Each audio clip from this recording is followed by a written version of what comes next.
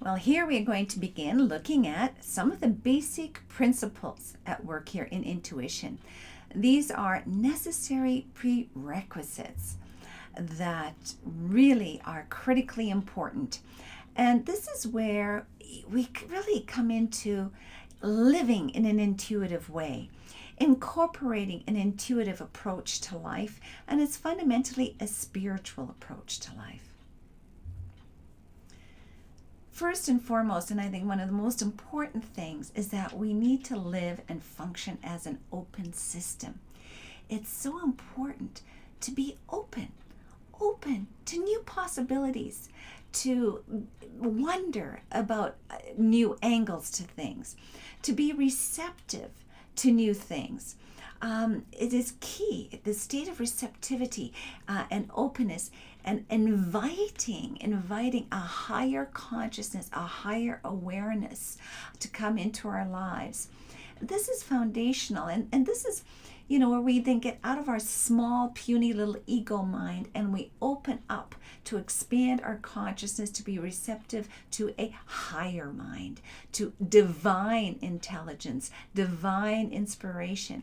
And so this is the very foundational here, is this openness and receptivity, and inviting those kinds of inspirations and fresh awareness and new understandings.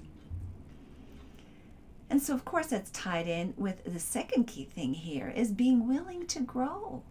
All right. When we're receptive to new ideas and new insights, we then also need to be receptive to changing, to growing, to learning. All right. And so that's why it's good to always ask questions and being open to wonder and ponder, all right, being receptive. And I love this phrase from the New Testament, what Jesus said: those who seek shall find. And if you don't ever seek, how are you going to find? There has to be that willingness to grow. Tied in with this is faith and trust. To really move forward in life and not get stuck, is we need to believe and take that act of faith that life is good, that the universe, right, out there is supportive. There is somehow a greater good at work in life, that we often use the term God for this greater good, the source of all that is. And that if we believe that the source behind this universe is fundamentally good, right, then maybe we can start to trust life, trust that goodness. And that, of course, we need to come to a place where we can trust ourselves and develop that, and also believe in the goodness of others and trust them. Yet, of course, sometimes we have to be discerning, but we have to have that sense of trust. Because how can you open up to life if you're fearful of it, if you think it's your enemy, if you think it's hostile? Right? Here's where that classic quote by Einstein: there are two types of people: those who see the universe as friendly, who are open and receptive and expansive, embracing, arms just extended out to life, versus those who see the universe as hostile, as dangerous, and so they're in a protective mode. They've got the defenses up. They're always blocking and pushing away life because it's seen as dangerous. And that's even why I say we need to say a big yes to life, be open to life, receptive to it, versus being in a state of no, where we're blocking it out and we're shutting down. And so faith and trust is key, all right?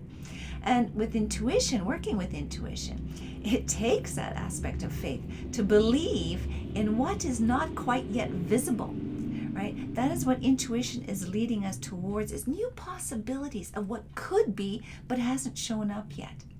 All right, it hasn't shown up yet. So you don't literally see it yet, but you first sometimes need to believe in it in order to allow it to fully manifest, and then you will see it after you've taken that act and step of faith in believing it.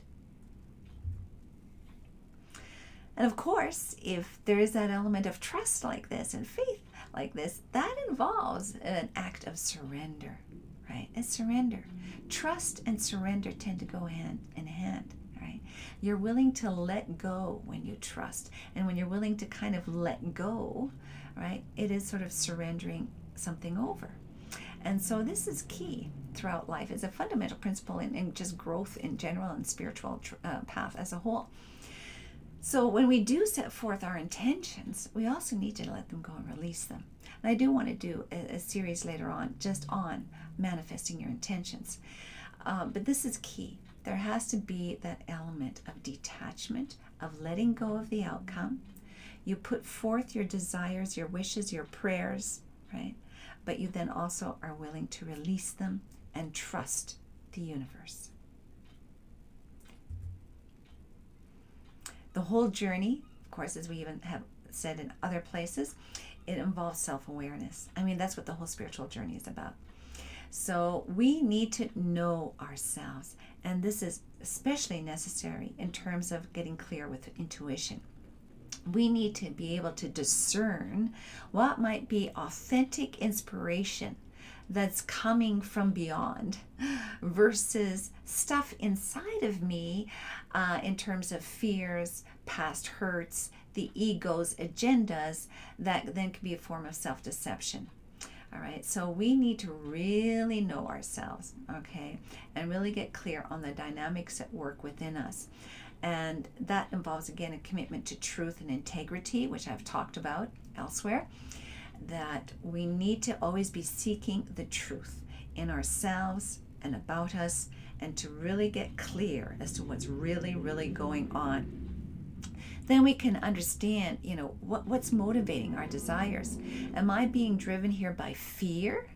Is it some kind of an ego thing going on here? Is this sort of the source of a so-called inspiration? Or is it actually the voice of intuition? And you can only get clear on that if you really know yourself, right? And that's a huge part of the journey.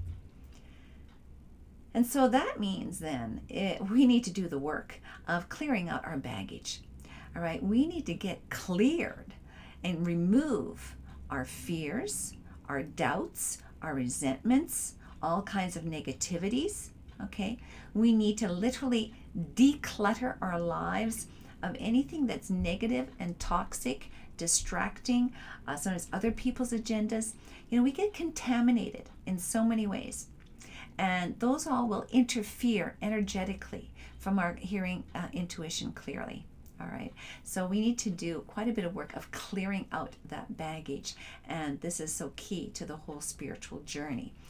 And of course, then we have that commitment that we make to the good, to nurturing the good, to nurturing truth, to nurturing the beautiful, to live in faith and confidence and courage, okay, instead of doubt and fear, to overcome our hurts and woundings and let go of resentments, and instead follow the path of forgiveness and release.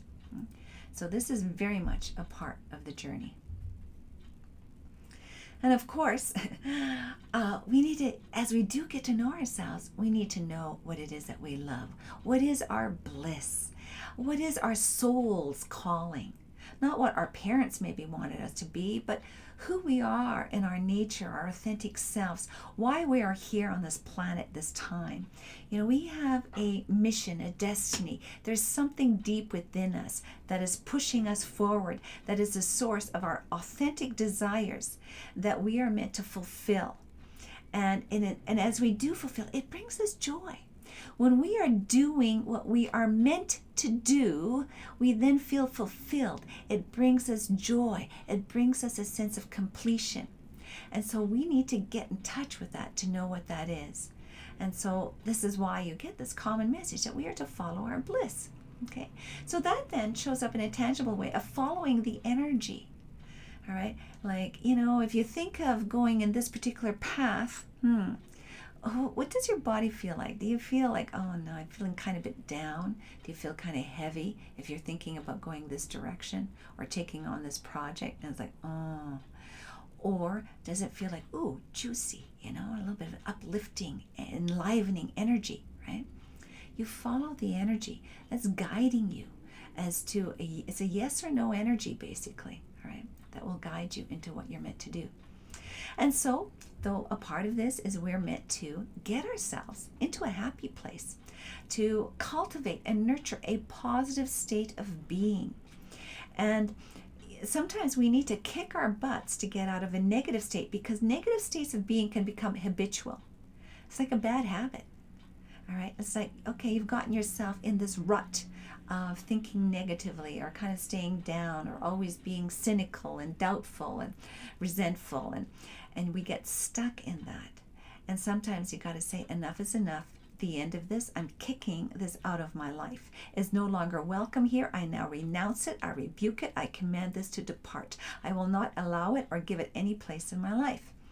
So there's a time and there are places where we need to literally kick our own butts here, in terms of making a commitment to the good, the true, and the beautiful, that which is positive and life affirming.